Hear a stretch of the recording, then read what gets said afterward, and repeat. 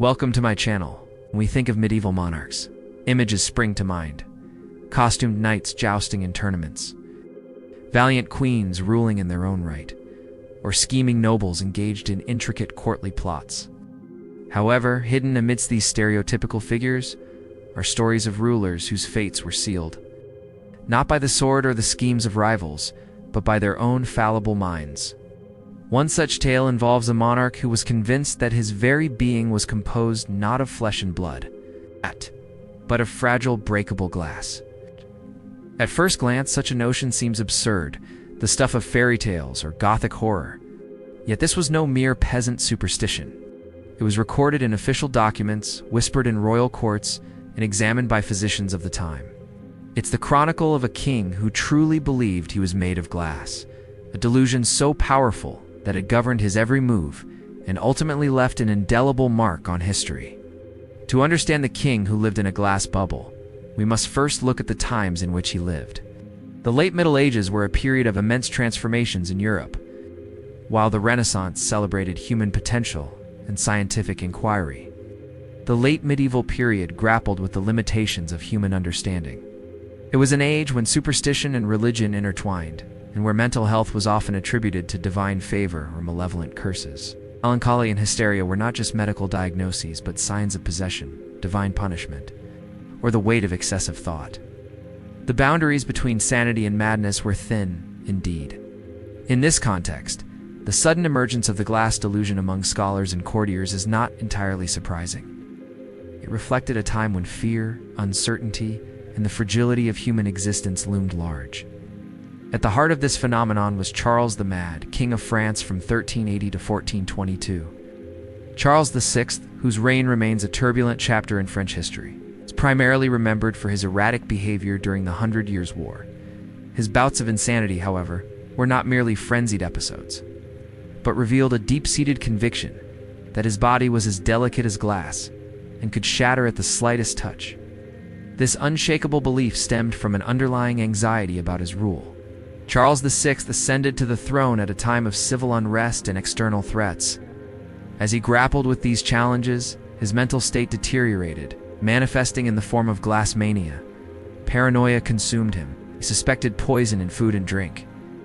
He feared assassination, convinced that enemies lurked around every corner ready to exploit his supposed weakness. He became convinced that he was made of glass and would shatter if touched. This fear grew until it dominated his thoughts and actions. As the delusion took hold, Charles VI withdrew from the world, convinced that even the closest courtiers desired to harm him.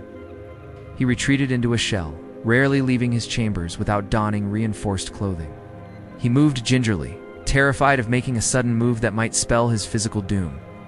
The once confident monarch now shuffled cautiously, forever fearing collapse, splintering, destruction. But it was not only his own person he feared shattering. The stakes were higher.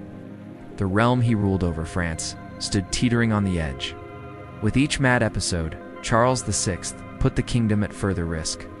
His counselors argued over the best course of action, while England seized territories and Joan of Arc rallied the French troops.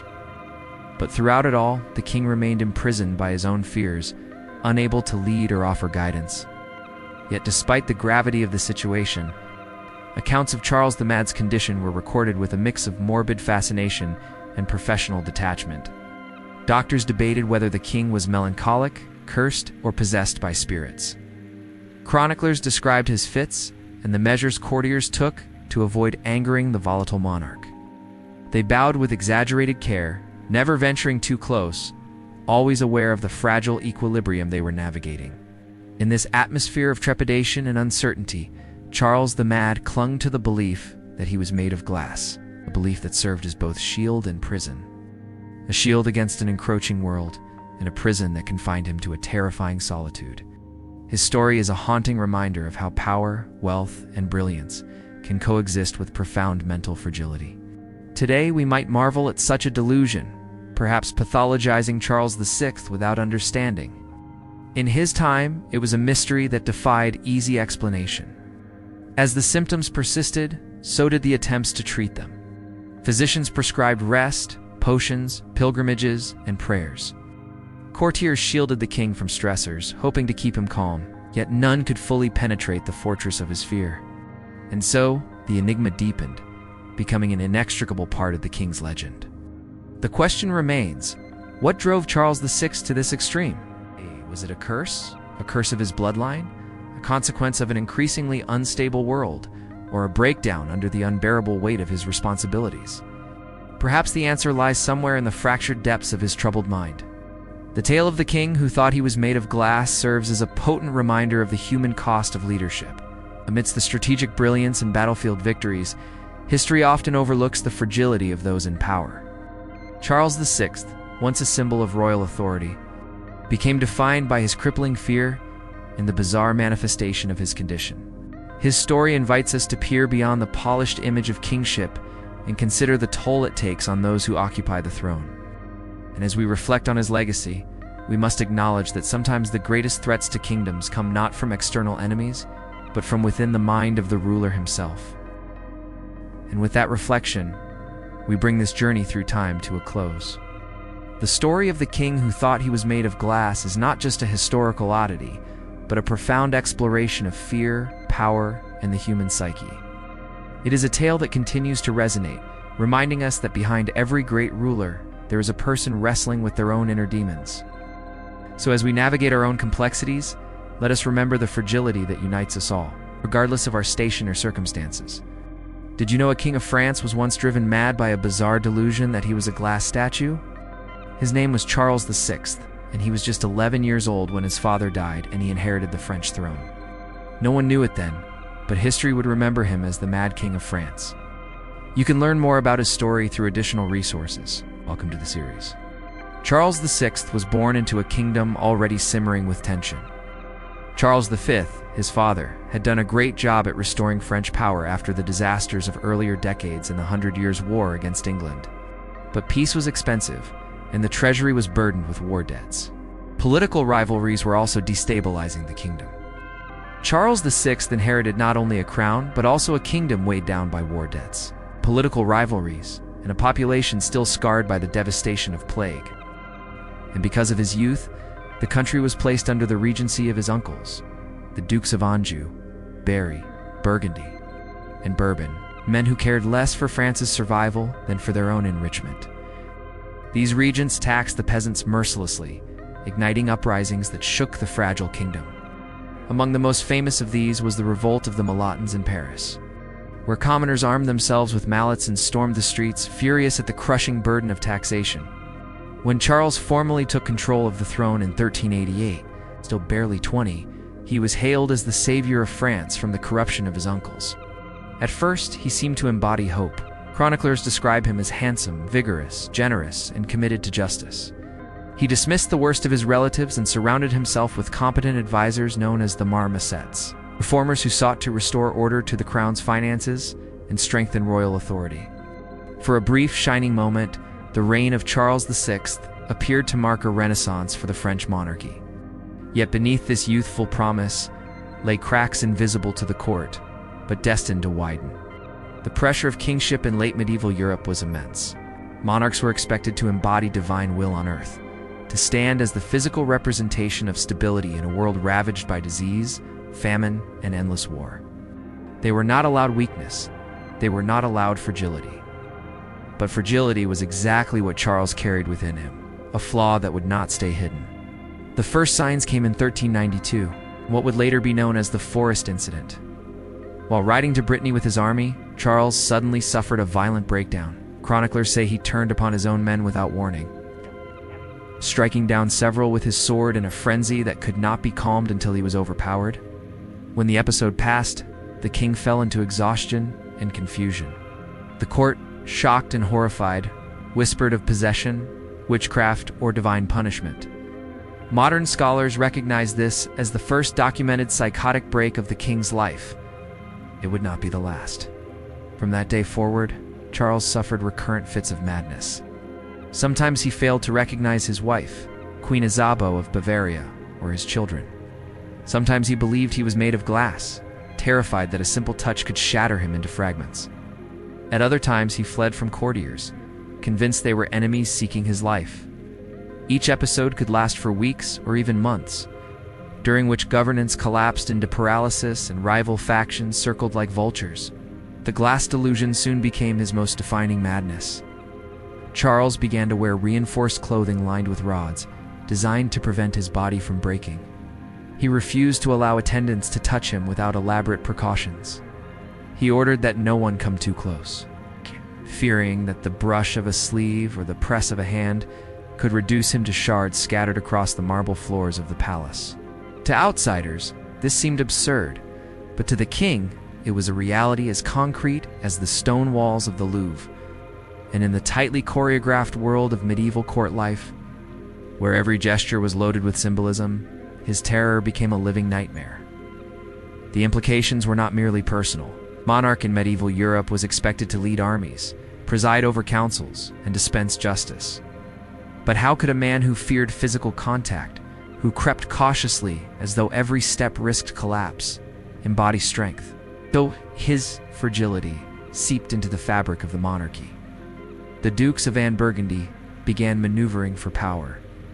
Using the king's illness as pretext to claim greater authority, the Queen, Isabeau, became a controversial figure, accused of infidelity and manipulation, though in truth she was left to navigate the impossible task of maintaining a kingdom under a ruler who believed himself a glass statue. What strikes modern observers is how the glass delusion perfectly mirrored the kingdom itself. France under Charles VI was like glass, beautiful, powerful when intact, but dangerously brittle.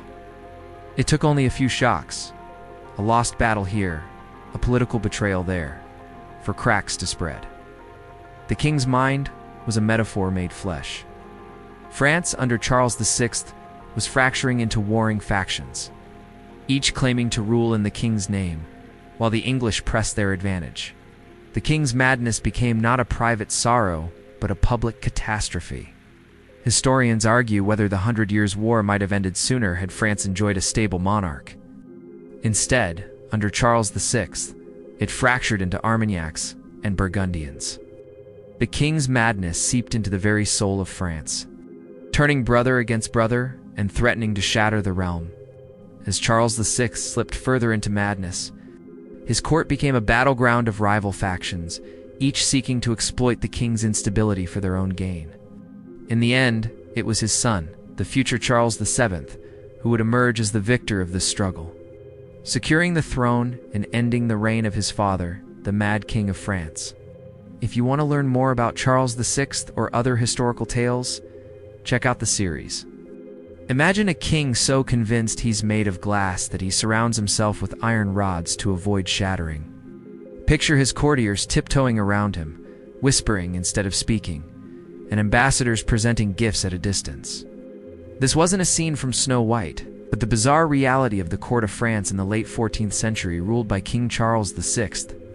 When we think of kings, we usually imagine powerful, larger-than-life figures. But Charles's story reminds us that behind the crown, there can be a human all too fragile. Welcome to my channel. Today we're re-diving into the story of King Charles VI of France and his bizarre delusion that he was made of glass.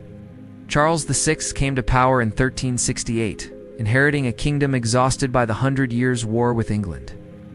But war and peace require a strong leader, something Charles struggled with. You see, Charles had a secret, a terrifying truth he believed he couldn't reveal to anyone. He was convinced he was made of glass, fragile and liable to shatter. Now, this wasn't just a figure of speech. Charles truly believed his body was as delicate as glass. And this delusion didn't just affect him, it permeated every aspect of his court. He retreated into his chambers, shrouding his existence in mystery. His counselors were never sure if he'd receive them, sometimes waiting for weeks or months for an audience. Even then, the meetings were unpredictable. He'd suddenly break into French, demanding everyone leave, or lapse into silence for hours, staring blankly ahead. These episodes left courtiers confused and frustrated. They'd come prepared with plans, policies, petitions, only to be sent away empty-handed. Government ground to a halt. Charles's fear of physical contact meant no handshakes, no embraces. Sometimes he'd sit for hours with petitioners kneeling before him, unable to present their case because he wouldn't let them approach. This wasn't just about his health or sanity. It made governing impossible. Royal audiences, normally a time for close interaction, became a farce. Petitioners had to shout from afar, presenting their cases as loudly as if addressing a crowd. The king, who should have been a symbol of unity and strength, had become a recluse, hidden away in his chambers, cut off from his people. This wasn't the first time madness had touched French royalty. Charles's grandfather, King Philip V, had suffered similar episodes. But while Philip's were brief and sporadic, Charles's delusions lasted for years, punctuated by moments of lucidity. It was as if a shadow had fallen over the royal court, twisting everything it touched. During these lucid moments, Charles would berate himself for cowering in his chamber. He knew his behavior wasn't normal, but the fear was so overwhelming that it always drove him back into seclusion. He'd pace his room, arms outstretched as if bracing for impact, then cry out as he fell to his knees. While Charles was largely kept out of public life, the real work of government continued. But who was running France? The answer is complicated. No one person held the reins, not the queen, not the counselors, not even the Dauphin, the heir to the throne. Power was decentralized, wielded by ambitious nobles known as grandees. The king's illness created a power vacuum, and these nobles rushed in to fill it. While Charles was in one of his fits, a small group of counselors might hold sway in his bedroom, but once he was secluded, they'd be replaced by another faction. The court became a battleground, not of armies, but of whispers and backroom deals. The king's counselors divided into two main camps, one supporting the interests of the queen and her family, the other backing the king's younger brother Louis. As Charles's illness dragged on, the stakes rose. The power struggles intensified, turning the royal court into a viper's nest of intrigue. And it wasn't just about influence or money, it was about survival.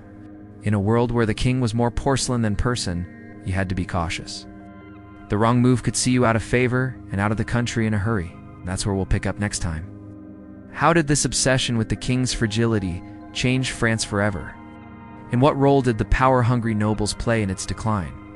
Join me next time as we continue our exploration of the court of France and the enigmatic King Charles VI. Don't forget to subscribe for more captivating historical tales. So last week's video about King Charles VI went over pretty well. Since I've been getting requests to do more videos about famous madmen, I thought I'd look at Charles's delusions through the lens of a particular kind of madness. A madness that sounds ridiculous and unbelievable, but which may have been one of the most widespread and terrifying kinds of insanity in the late Middle Ages. Charles was not the only person in his time to be gripped by a single consuming delusion that his body was made of glass. If he were diagnosed today, this would be classified as a psychiatric disorder. But what modern psychiatry would see as a kind of madness was, in the late Middle Ages and early Renaissance, a recognized pattern of delusion that spread far beyond the French court. The belief that one was made of glass appeared again and again, across regions and across social classes, in scholars, nobles, and ordinary men. So let's talk about the Glass King delusion, why it afflicted so many men in Charles's time, and what it means for understanding the nature of madness. As I mentioned last week, first recorded cases of the glass delusion appear in the late 14th century, around the same time Charles began his breakdowns. Physicians and chroniclers of the 15th and 16th centuries documented dozens of sufferers who believed their bodies were made of fragile crystal. Some feared that sitting down would shatter their buttocks. Others refused to leave their beds, convinced that the pressure of walking would reduce their legs to fragments. A few even wore specially padded clothing, just as Charles VI had rods sewn into his garments, believing this reinforcement would protect them from shattering. So why did so many men believe they were made of glass? Well, the intellectual climate of the age helps explain why such a delusion took root. Glass, by this time, had become a material of fascination. In cathedrals, stained glass windows glowed with divine radiance, turning sunlight into sacred images. Alchemists experimented with glass vessels, seeing in their transparency the promise of revealing hidden truths.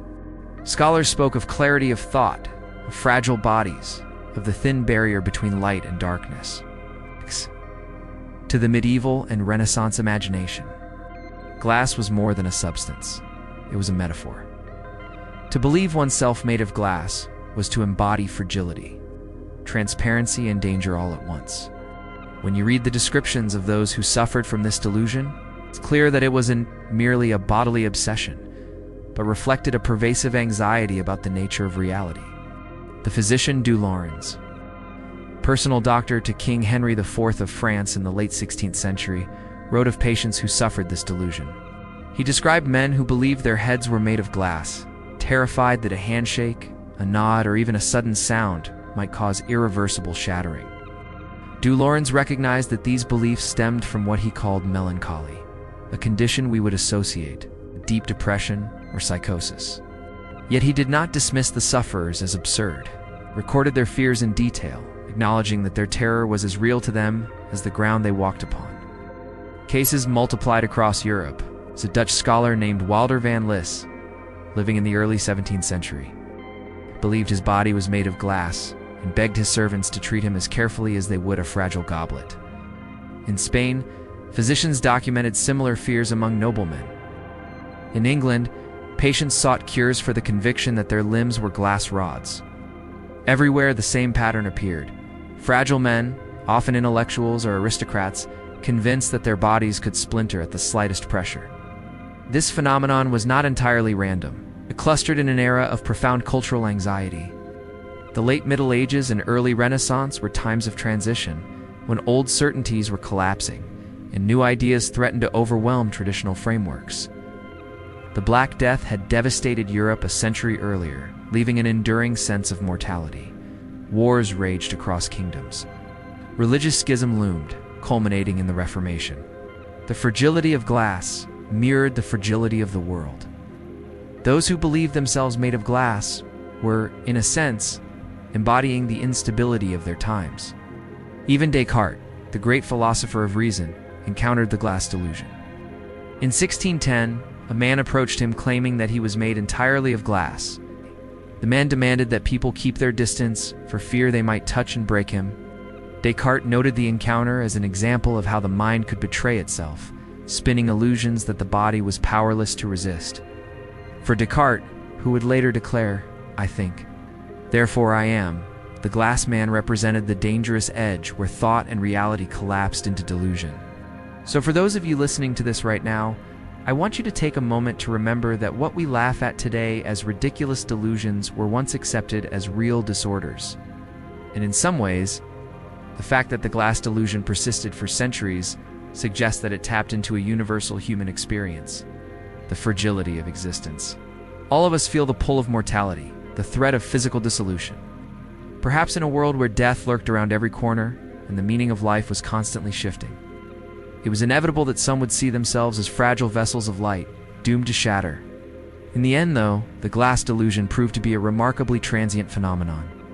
By the late 18th century, it virtually vanished. As glass became ordinary, it lost its cultural strangeness. It's no longer a material of mystery, it was simply a feature of windows, bottles, and mirrors. And with that, the last vestige of the Glass King delusion disappeared. If you liked this video, please consider giving it a thumbs up and subscribing for more.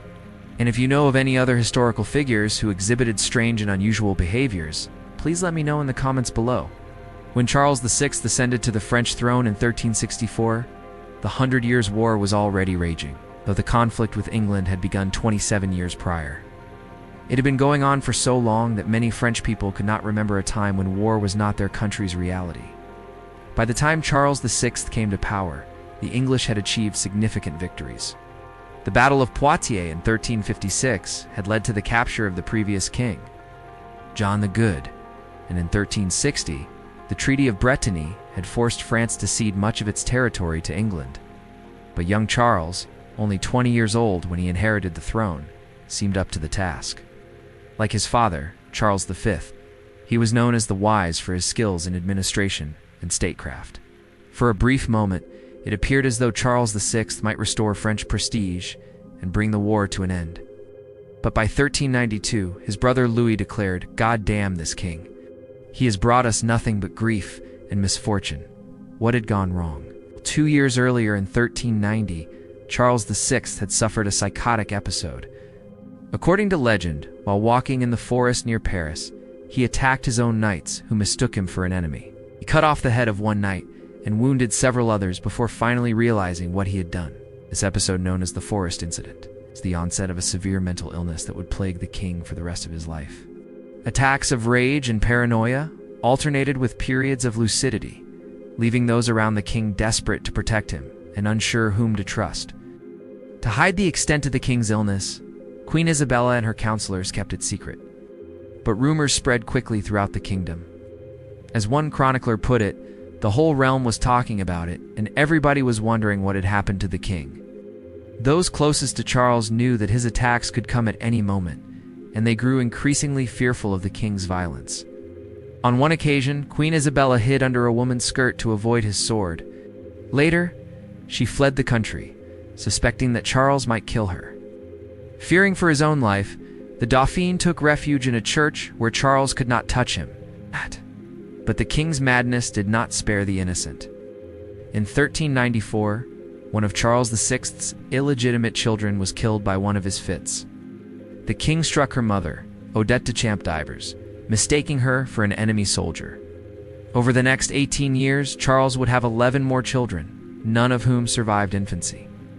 All were killed by his sword.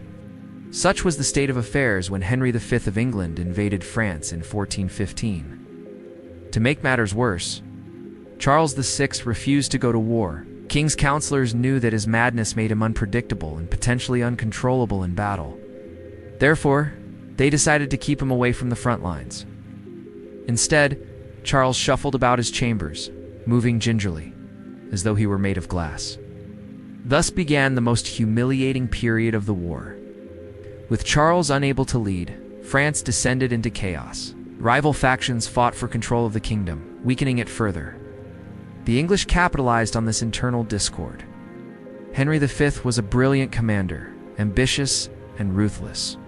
Within 3 years of his invasion, it defeated the numerically superior French armies and forced them to sign the Treaty of Troyes in 1420. This humiliating treaty handed the French crown to Henry and his heirs, legitimizing his claim to the throne and establishing a succession through his eldest son. Henry VI. Too many contemporaries. It seemed as if the English had conquered France simply by waiting for the right moment, by being patient enough to exploit the weaknesses of a divided kingdom. Henry V may have been a great warrior, but the victory he achieved was ultimately the consequence of the fragility of his opponent. Chroniclers at the time understood this well. They wrote that Charles's inability to govern allowed factional strife to fester, and that the English exploited this weakness mercilessly. While French nobles quarreled in Paris and assassinated one another in the streets, English armies advanced. Symbolism was stark. While France was ruled by a king who thought he was made of glass, England was ruled by a king of iron determination. This image pervaded contemporary accounts and helped to shape the perception of the war. Charles VI may have feared shattering his kingdom, but it was his sickness that shattered France's sovereignty. For the French people, the memory of this humiliation has endured. The image of the Glass King has become a symbol of betrayal, of a monarch who sacrificed his kingdom through his inaction and inability to confront reality. Ironically, in refusing to acknowledge his illness, Charles ensured that his illness would become a defining chapter in French history. By concealing his mental breakdowns, Queen Isabella and Charles's counselors condemned France to decades of humiliation and defeat. The stage was set for the latter half of the 100 Years' War. England poised to dominate northern France, while the French Dauphin, Charles VII, with the help of popular figures like Joan of Arc, struggled to unite the country and drive out the English.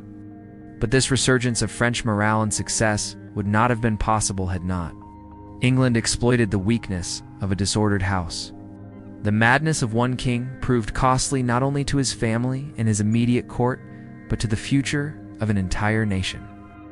The legacy of Charles VI lies not only in the personal tragedies he endured, but also in the profound impact his illness had on the trajectory of the 100 Years' War.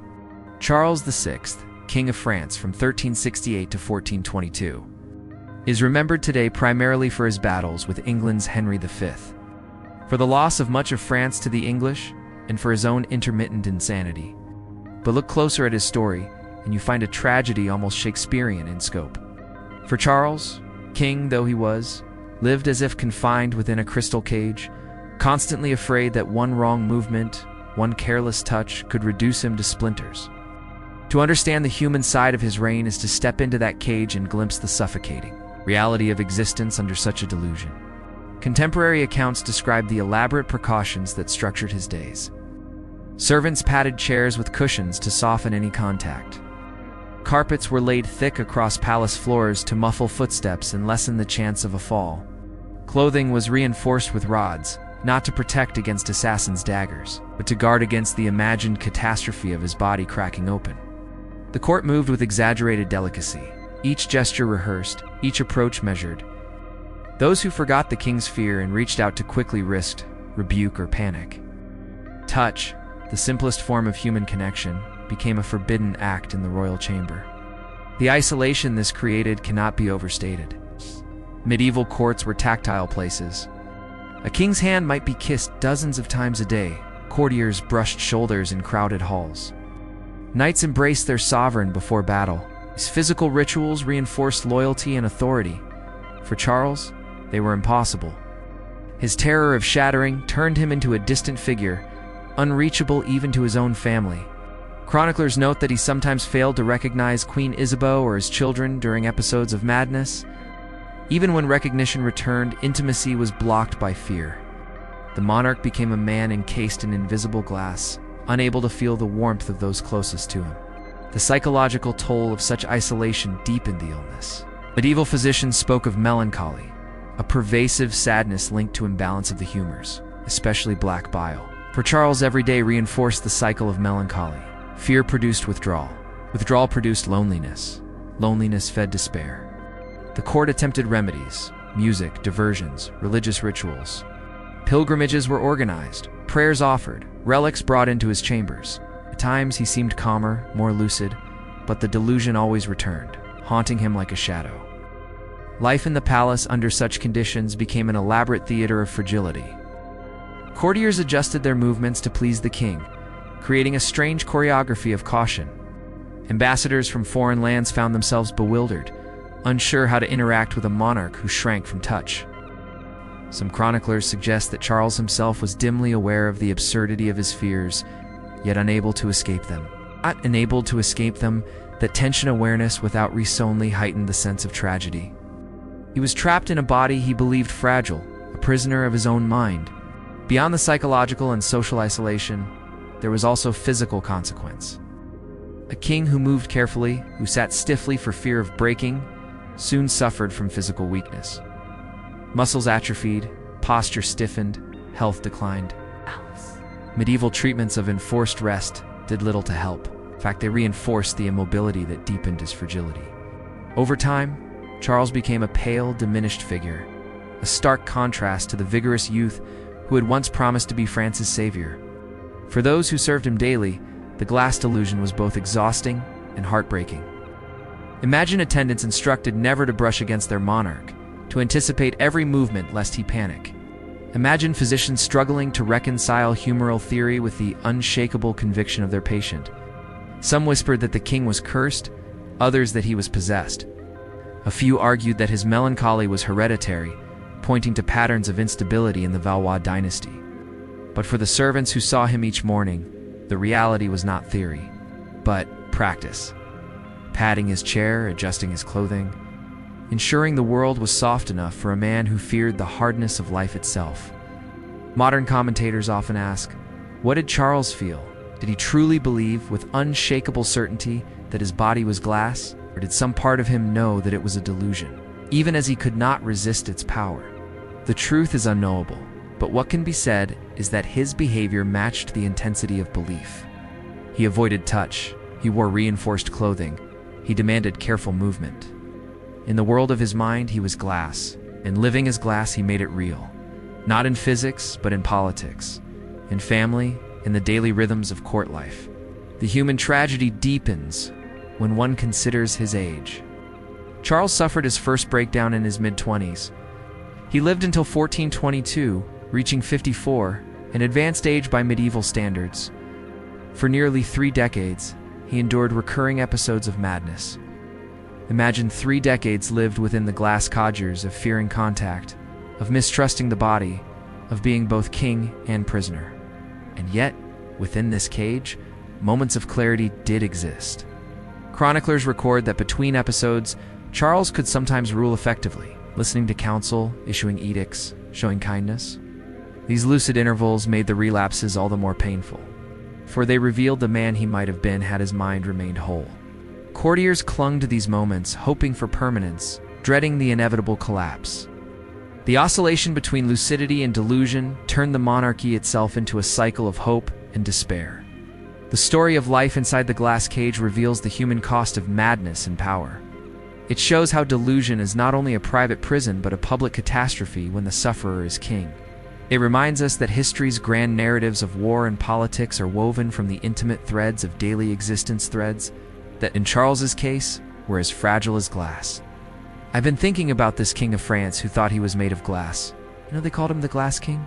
And it got me thinking about what if someone we loved, someone we cared about, someone we depended on kept telling us, "I'm so fragile, I'm so weak, I'm so inadequate, I'm so insufficient," and then we started treating them as if they were actually made of glass. Now, it sounds funny, but let's think about that for a second. The year is 1364. A fragile king did not reign alone. Around Charles VI orbited a court of ambitious nobles, wary advisors, and a queen whose reputation has echoed through centuries of suspicion and scandal. If the king believed himself to be glass, those closest to him learned quickly how to handle this brittleness. Not always with compassion, and not always in his interest. The Glass King became an instrument, a pawn whose fragility was a resource to be exploited. This is part of a series exploring how power works. It is inspired by a recent video game, and it is written and narrated by a historian. We are bringing this content to you for free. If you would like to help support us, please consider becoming a member. Go to our website to find out how you can help us keep this content free for everyone. The Glass King became an instrument, a pawn whose fragility was a resource to be exploited. Queen Isabeau of Bavaria entered the French court at 15, married to Charles in 1385, as part of an alliance meant to strengthen ties with the German states. She was young, intelligent, and politically astute, but she soon faced an impossible reality. Her husband, once promising, was sliding into delusion. During his lucid moments, he could be kind and attentive, but as the episodes deepened, Isabeau was left to manage not only a household, but a kingdom. Medieval queens were expected to be symbols of fertility, loyalty, and grace, not rulers. Yet Isabeau found herself thrust into the center of governance, forced to mediate between warring factions while enduring whispers that she manipulated her husband as madness for her own ends. Her reputation in history is a complicated one. Many chroniclers painted her as a scheming adulteress, claiming affairs with the king's brother, Louis of, and others. Modern historians argue that much of this was propaganda, designed to discredit her influence during a time when powerful women threatened fragile male egos. What is certain is that Isabeau presided over the court during one of its most turbulent periods.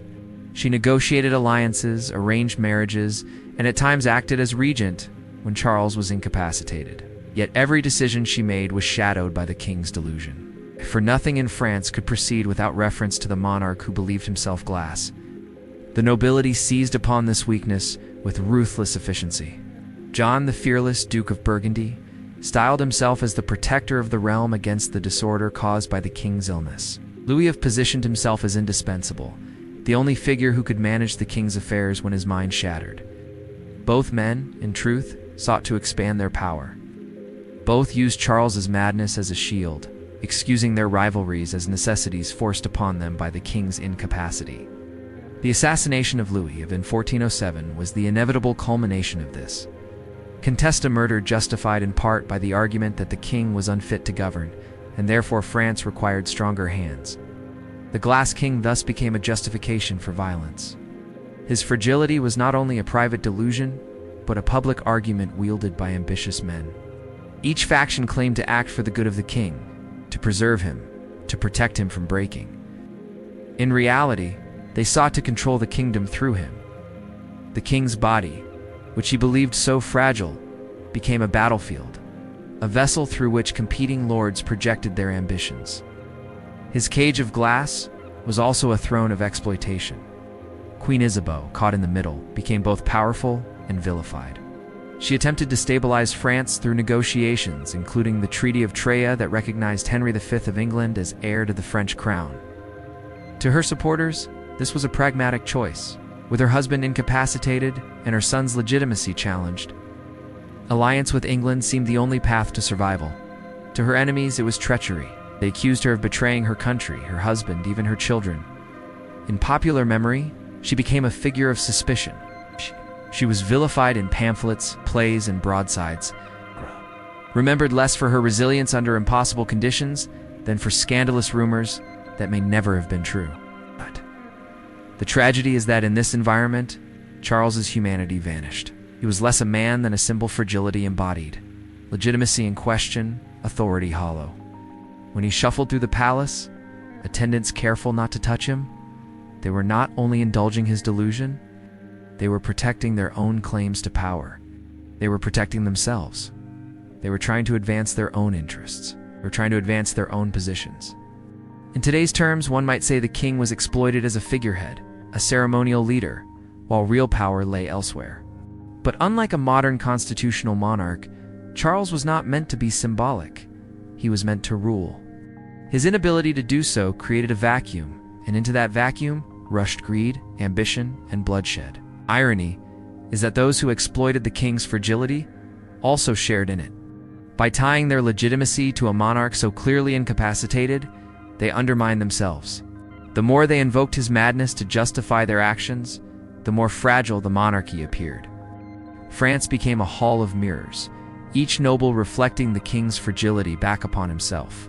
The kingdom was brittle, not only because the king thought he was glass, but because those who ruled in his name treated power as if it too might shatter at any moment.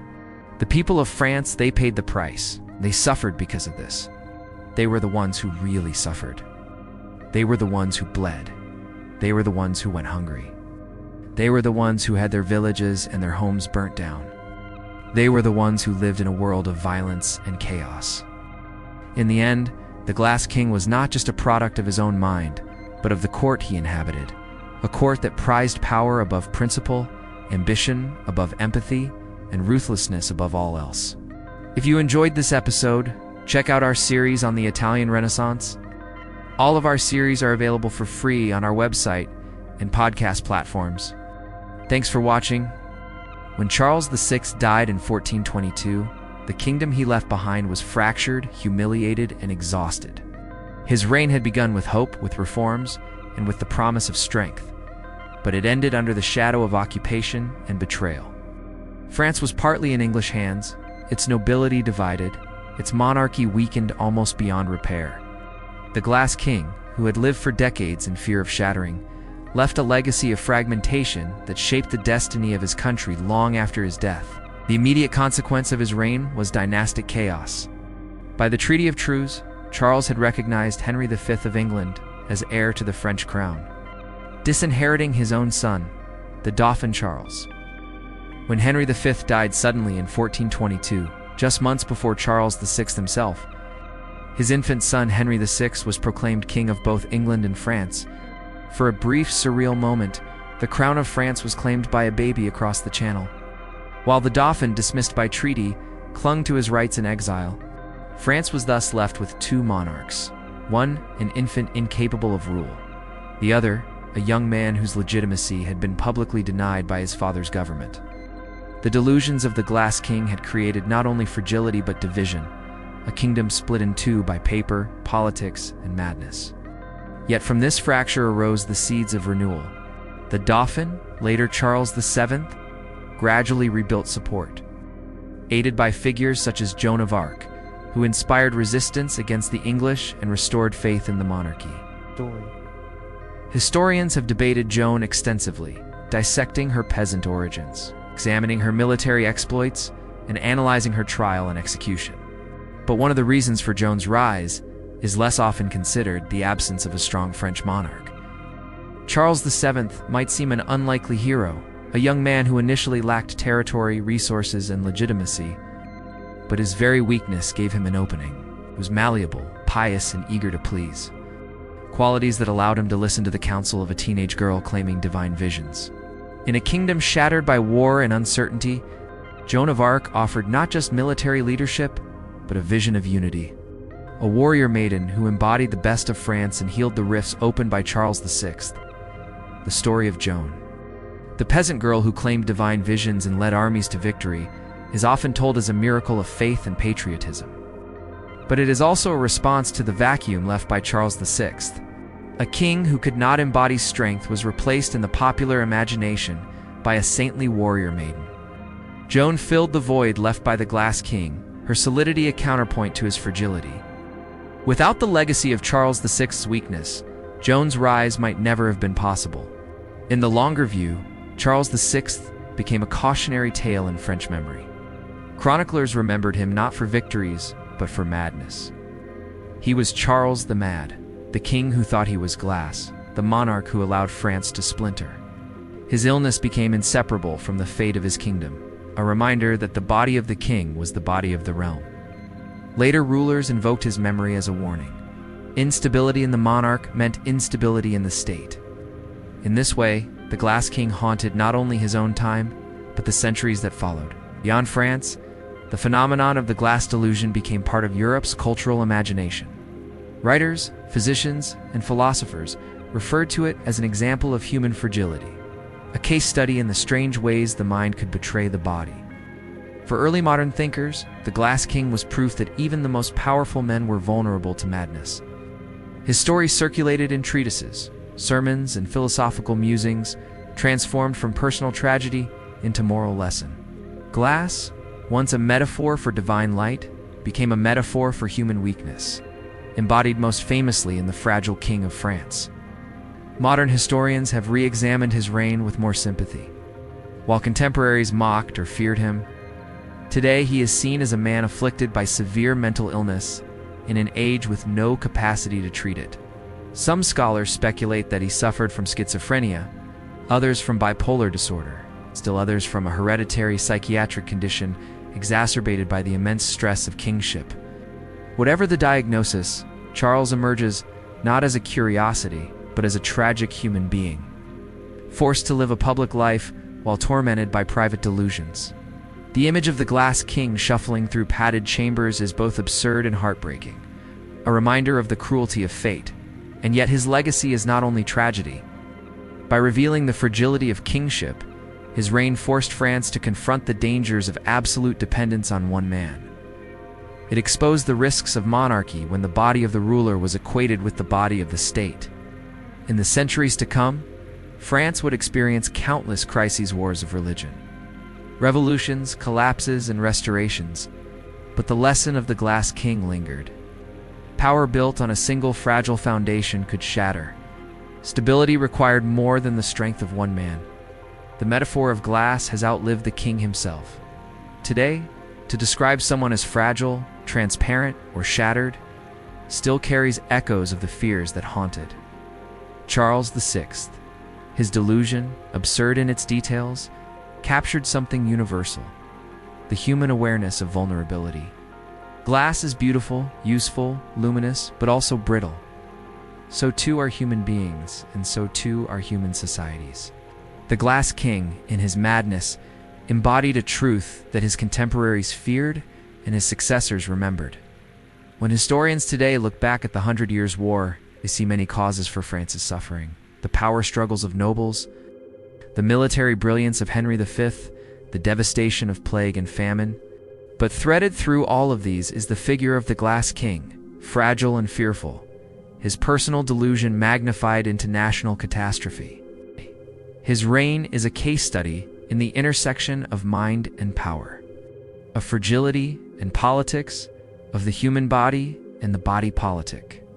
It is a reminder that history is not made only by battles and treaties, but also by the vulnerabilities of individuals, by the cracks in the glass that holds kingdoms together. A king so afraid of breaking that he breaks his kingdom, a queen who drowns her sorrow in blood, an emperor who eats his enemies for breakfast. These are not the stuff of fairy tales. They are the stuff of history. And I've barely scratched the surface. The Middle Ages were filled with powerful people who lost their grip, not on their kingdoms, but on their minds. Madness in the halls of power is not a modern phenomenon. has been around as long as power itself. Consider Isabella of Castile, a queen whose sanity slipped as she lost her sight. Or Charles the Simple, a Frankish king who chopped off his own balls because he didn't like having sexual urges while in the service of God. And who could forget Benedict XIII, the Pope who spent years locked in his room, too afraid to leave lest he defile the world outside with his royal stench? These stories might seem outlandish, but they are threads in the rich tapestry of medieval history. A tapestry woven not just with wars and conquests, but with the foibles, follies, and horrors of humanity. The story of Charles the Mad is just one thread in that tapestry. But why are these stories important? Why do we need to hear about a king who believed himself to be made of glass? Because stories like these remind us that power, in whatever form, corrupts even the most powerful. Minds can break. Absolute power, as history has shown again and again, is not enough to keep even the most determined spirits whole. Charles came to the throne at a young age after his father, Charles V, died believing he had become a Turk. Yes, you heard that right. The previous king converted to Islam and died believing himself to be the Sultan of the Ottomans. Now that's a story for another day. Young Charles found himself in a precarious position. Not only had his father abandoned him in favor of a new religion, but France was at war with England over, you guessed it, control of a little island called Aquitaine. Amidst this chaos, Charles married Isabella of Bavaria, and they had 4 children together. But his marriage was not a happy one. Isabella found Charles to be a bit of a handful, given his habit of setting his clothes on fire. While Charles found Isabella a bit too fond of her own reflection, he started seeing a therapist, but the therapy didn't really help. In fact, things got worse. During one session, Charles lashed out, convinced that his therapist was trying to poison him. He fled the session, fell down a flight of stairs, and cut his head. That's when the madness took hold. Charles became convinced that he was made of glass, and that if he so much as brushed against something or someone, they would shatter. Now, this wouldn't have been a problem if Charles had just stayed in bed all day. But Charles was the king of France. And kings, you know, have to get out there and do king stuff. But how does a king made of glass rule his kingdom? Well, he doesn't. Charles spent the next 28 years hiding in his bedroom, refusing to see anyone, not even his loyal counselors or his desperate wife. Charles the Mad effectively abdicated the throne, leaving France without a king and descending into civil war. England's Henry V swept through northern France, and by 1440 had conquered most of the country. And now here's the kicker. Despite all his ravings about being made of glass, Charles survived for another 28 years. He died in 1461, having seen none of the recovery that his successors brought about. So what happened to a man who refused to touch his subjects for fear of breaking them? He broke himself. Charles the Mad is a reminder that the greatest threats to a ruler's legacy are not external enemies, but internal demons. He is a reminder that the most terrifying monsters are the ones that live within us. And if you find these tales of medieval madness intriguing, just imagine what it was like to live back then. Rulers who chopped off their own balls because they didn't like having desires. Popes who locked themselves in rooms because they couldn't bear to leave. Kings who went blind or deaf or developed bizarre eating habits. The Middle Ages wasn't just a time of knights and castles and dragons. It was a time of humanity's full range of experiences, good, bad, and ugly. And that's what makes history so fascinating. It's not just about the victories and defeats, the rise and fall of empires. It's about the foibles and frailties, the triumphs and tragedies of the human experience. And sometimes it's about the weirdest, most unsettling things that have ever happened. If you want to dive deeper into those stories, check out my series where I take you through the craziest, weirdest, most messed up moments in history. From plague doctors to cannibalism, from Bloody Mary to haunted houses, we'll explore the dark side of history that you won't learn anywhere else. So buckle up and get ready. It's going to be a wild ride through the weirdest history has to offer.